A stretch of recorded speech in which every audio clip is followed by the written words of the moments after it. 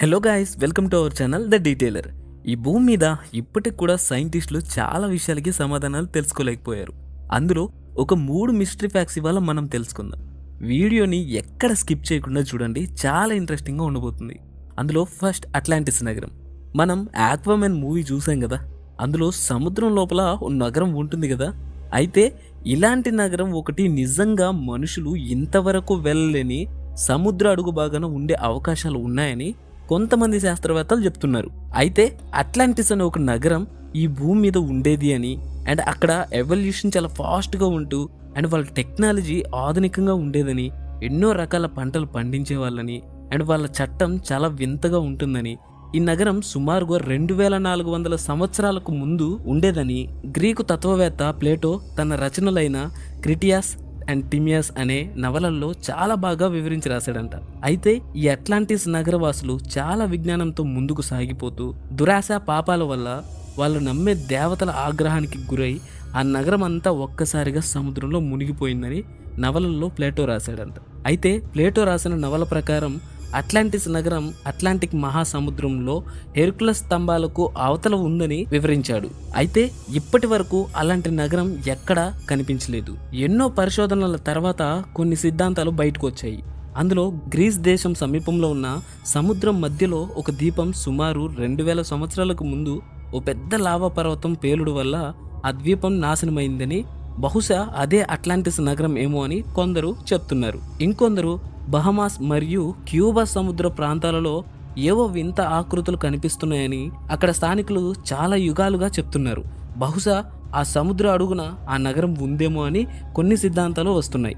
అదేవిధంగా చాలా వరకు శాస్త్రవేత్తలు నమ్మే విషయం ఏంటంటే అట్లాంటిక్లో ఉన్న మంచు క్రింద ఆ అట్లాంటిస్ నగరం ఉందని చాలా వరకు చెప్తున్నారు. కానీ ఇప్పటి వరకు ఆ నగరం గురించి కనీసం ఒక్క క్లూ కూడా దొరకలేదు. అయితే శాస్త్రవేత్తలు ఇప్పటికీ ఆ నగరం లేదని కొట్టిపడేయలేం, అలాని ఆధారాలు లేకుండా ఆ నగరం ఉందని కూడా చెప్పలేమని అంటున్నారు. అయితే ఇప్పటికీ కూడా అదొక మిస్టరీగానే మిగిలిపోయింది. And next second, Bermuda triangle. మీ అందరికీ దీని గురించి తెలిసుంటుంది.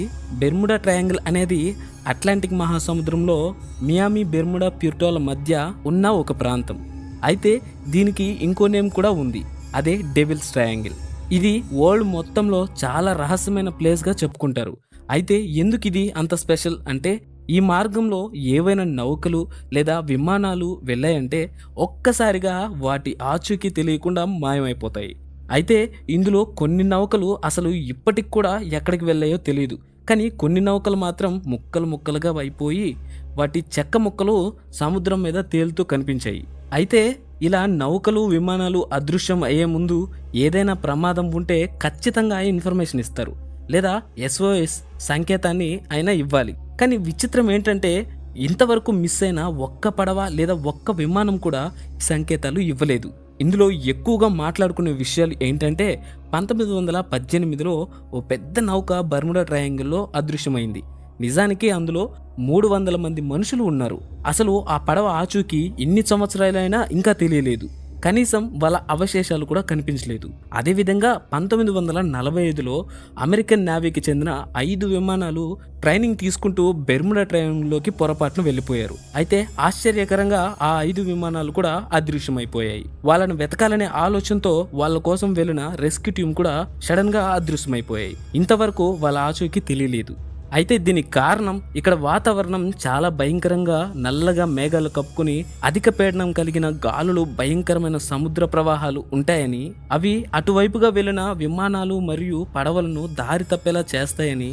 అయితే విచిత్రంగా ఈ ప్రాంతంలో దారిని చూపించే దిక్సూచి కూడా అసలు పనిచేయవని, అయితే ఇలా దారి తప్పిపోయిన ఒక్కటి కూడా ఇంతవరకు తిరిగి రాలేదని శాస్త్రవేత్తలు చెప్తున్నారు. ఇప్పటికి కూడా ఆ ప్రాంతాన్ని నిషేధించి అటువైపుగా నౌకలు, విమానాలు వెళ్లకుండా జాగ్రత్తలు తీసుకుంటున్నారు.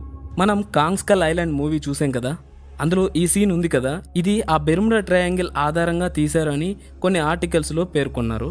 సో ఇందులో ఎంత నిజం ఉందో ఎంత అబద్ధం ఉందో తెలియదు, కానీ ఇవి ఇప్పటికీ కూడా ఓ మిస్టరీగానే మిగిలిపోయినాయి. ఈ వీడియో మీకు నచ్చింది అనుకుంటున్నా. నా ఎక్స్ప్లెనేషన్ మీకు నచ్చింది అనిపిస్తే thank you so much guys.